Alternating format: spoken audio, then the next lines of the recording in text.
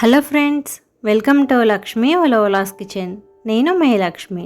ఈరోజు వీడియోలో పక్కా కొలతలతో రొయ్యల ఆవకాయని ఏ విధంగా చేసుకోవాలో చూపిస్తున్నానండి.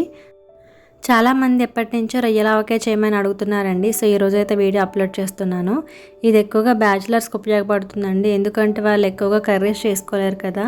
అండ్ వాళ్ళు దూర ప్రాంతాలకు వెళ్ళేటప్పుడు ఇంటి దగ్గర అమ్మలు అమ్మమ్మలు కూడా ఇలాంటి నాన్ వెజ్ పికిల్స్ చేసి ఇస్తూ ఉంటారు. అలాంటి వాళ్ళకి బాగా యూజ్ అవుతుంది. మరి ఎలా చేయాలో చూస్తే ముందుగా వీడియోకి లైక్ చేసేయండి. మనం ముందుగా స్టవ్ ఆన్ చేసి ప్యాన్ పెట్టుకొని ఈ పచ్చడి కోసం మసాలా ప్రిపేర్ చేసుకోవాలండి. దానికోసం 2 దాల్చిన చెక్క, అలాగే 8 లవంగాలు వేసుకున్నాను. మీడియం ఫ్లేమ్లో ఉంచి వీటిని వేయించుకోవాలండి. ఇప్పుడు ఒక 4 ఇలాచీ వేసుకుని 1 నిమిషం పాటు దోరగా వేయించుకున్న తర్వాత 2 టీ స్పూన్ల ధనియాలు కూడా వేసుకొని లో ఫ్లేమ్లో ఉంచి కలుపుకుంటూ వేయించుకోవాలండి. నాన్ వెజ్ పికిల్కి మసాలా అనేది రెడీమేడ్గా తెచ్చుకోకుండా మనం అప్పటికప్పుడు చేసుకుని వేసుకుంటే బాగుంటుందండి. ఎక్కువగా వేయాల్సిన అవసరం కూడా ఉండదు. సో ఇవి మాత్రం వేయించుకొని ఒక బౌల్లోకి తీసుకొని చల్లార్చుకున్న తర్వాత మెత్తగా పౌడర్ చేసి పక్కన ఉంచుకోవాలి. ఇప్పుడు ఇదే ప్యాన్లో నేను ఇక్కడ పచ్చడి కోసం 1/2 కిలో రొయ్యలు తీసుకున్నానండి. అంటే 1 కిలో రొయ్యలు తీసుకుని శుభ్రం చేసుకుంటే కనుక మనకు 1/2 కిలో వస్తాయి. అవి కూడా మరీ చిన్నవి కాకుండా పెద్దవి కాకుండా మీడియం సైజులో ఉండే రొయ్యలు తీసుకున్నానండి. చిన్నవి అయితే అవి ఉడికిన తర్వాత వేగిన తర్వాత ఇంకా చిన్నగా అయిపోతాయి కదా, అందుకోసం ఇలా క్లీన్ చేసుకున్న రొయ్యల్ని ప్యాన్లో వేసుకుని ఇప్పుడు ఒక 1/2 టీ స్పూన్ పసుపు వేసుకున్నానండి. అలాగే ఒక 1/2 టీ స్పూన్ వరకు సాల్ట్ కూడా యాడ్ చేసుకున్నాను. ఫ్లేమ్ని హైలో ఉంచుకుని మనం వేసుకున్న పసుపు ఉప్పు కూడా రొయ్యలకి బాగా పట్టేలాగా కలుపుకోవాలి. సో రొయ్యల్లో వాటర్ కంటెంట్ అనేది చాలా ఎక్కువగా ఉంటుందండి. సో వాటర్ అంతా కూడా సపరేట్ అయిపోవడం కోసం మనం ఈ విధంగా రొయ్యలను ముందుగా ఉడికించుకోవాలి. చాలామంది రొయ్యల ఆవకాయ పెట్టేటప్పుడు రొయ్యలను డైరెక్ట్గా ఆయిల్లో వేయించేస్తారండి. అలా వేయించడం వల్ల పచ్చడి అనేది ఎక్కువ కాలం పాటు నిలవ ఉండదండి. సో ఒక 5 మినిట్స్ పాటు మనం హై ఫ్లేమ్లో ఉంచుకుంటే రొయ్యల్లో ఉన్న వాటర్ అంతా కూడా సపరేట్ అయిపోతుంది. ఇప్పుడు స్టవ్ ఆఫ్ చేసేసుకొని వాటర్ ఏమీ రాకుండా ఓన్లీ రొయ్యలు మాత్రమే ఒక ప్లేట్లోకి తీసేసుకుని పక్కన ఉంచుకోవాలి. అంటే వేడి చల్లార్చుకుంటే సరిపోతుంది. ఇప్పుడు ఆ ప్యాన్ని పక్కన పెట్టేసుకుని స్టవ్ పై వేరే ప్యాన్ పెట్టుకుని ఇందులో ఆయిల్ వేసుకోవాలండి. నేను ఇక్కడ 200 గ్రాముల ఆయిల్ వేసుకుంటున్నాను 1/2 కిలో రొయ్యలకి. అంటే 1/4 కిలోకి కొంచెం తక్కువగా వేసుకున్నాను. పచ్చడికి ఏదైనా కూడా నువ్వుల నూనె కానీ లేదంటే వేరుశనగ నూనె కానీ వేసుకుంటే బాగుంటుంది. మీ దగ్గర లేకపోతే కనుక సన్ఫ్లవర్ ఆయిల్ వేసుకోవచ్చు.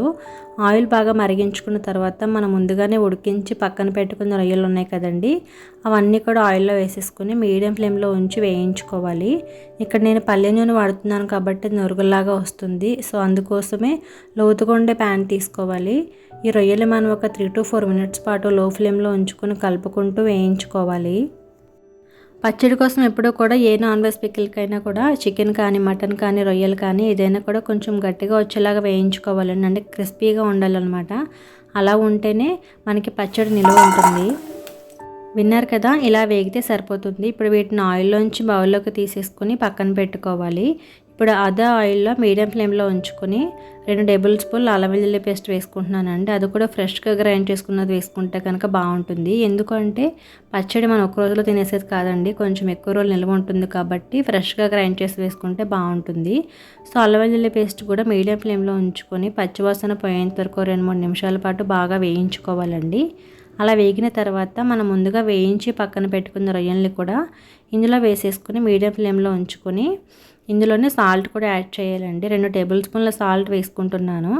1/2 కిలోకి ఆ సాల్ట్ సరిపోతుంది. ఇంకొంచెం కావాలంటే తర్వాత వేసుకోవచ్చు. సాల్ట్ వేసుకున్న తర్వాత ఒక 30 సెకండ్స్ పాటు కలుపుకుంటే సాల్ట్ అనేది బాగా కరుగుతుందండి. అప్పుడు స్టవ్ ఆఫ్ చేసేసుకోవాలి. స్టవ్ ఆఫ్ చేసిన తర్వాత మాత్రమే కారం యాడ్ చేయాలండి. నేను ఇక్కడ 4 టేబుల్ స్పూన్ల కారం వేసుకుంటున్నాను. పచ్చడి కారం ఉంటుంది కదా, అది వేసుకుంటే సరిపోతుంది. అలాగే ముందుగా వేయించి పెట్టుకున్న మసాలా దినుసులను కూడా పౌడర్ చేసుకున్నాను, అది కూడా వేసేసుకున్నాను. ఇవన్నీ కూడా బాగా కలుపుకోవాలండి. స్టవ్ ఆన్లో ఉంటే కనుక ఆ వేడికి ఇంకా కారం అనేది మాడిపోయి పచ్చడి నల్లగా వచ్చేస్తుంది. నేను స్టవ్ ఆఫ్ చేసినా కూడా చూసారు కదా, ఇంకా నురగల్లాగా మరుగుతున్నట్టే ఉంది కదా ఆయిల్. సో ఇదన్నీ కూడా వేసుకుని బాగా కలుపుకున్న తర్వాత పూర్తిగా చల్లారనివ్వాలండి. చల్లారితే కనుక దగ్గర పడుతుంది. సో వేడిగా ఉన్నంతసేపు కూడా ఆయిల్లో వచ్చి నురుగు వల్ల అది ఇంకా లిక్విడ్ లాగే ఉంటుంది. పూర్తిగా చల్లారిన తర్వాత 1/2 కిలో రొయ్యలు కాబట్టి ఇక్కడ నేను 2 నిమ్మకాయలు తీసుకున్నానండి పెద్దవి. వీటిని సెంటర్కి కట్ చేసేసుకుని 2 నిమ్మకాయల జ్యూస్ మొత్తం కూడా పచ్చడిలో వేసేసుకుంటున్నాను. ఇప్పుడు నిమ్మకాయ రసం అంతా కూడా పచ్చడిలో కలిసేలాగా బాగా కలుపుకోవాలండి. మనకి రొయ్యల ఆవకాయ అనేది ఎక్కువ కాలం పాటు నిల్వ ఉండాలంటే ముందుగా రొయ్యలను ఉప్పు పసుపు వేసి ఉడికించేసుకుని వాటర్ సపరేట్ చేసేసుకోవాలండి. అలాగే కారం వేసుకునేటప్పుడు స్టవ్ అనేది ఆన్లో ఉంచుకోకూడదు. అలాగే పచ్చడి అంతా కూడా బాగా చల్లారిన తర్వాత మాత్రమే నిమ్మకాయ రసం వేసుకోవాలి. ఈ 3 పాటిస్తే పచ్చడి ఎక్కువ కాలం పాటు నిలువ ఉంటుందండి. మరి చూసారు కదా, నోరూరించే రొయ్యల ఆవకాయని ఈజీగా అండ్ టేస్టీగా సంవత్సరం పాటు నిలువ ఉండేలాగా ఏ విధంగా ప్రిపేర్ చేసుకోవాలో, మన ఆవకాయ చేసుకున్న తర్వాత ఏదైనా ఒక గ్లాస్ కంటైనర్లోకి శుభ్రంగా కడిగి తుడుచుకొని తడి లేకుండా ఉండాలండి.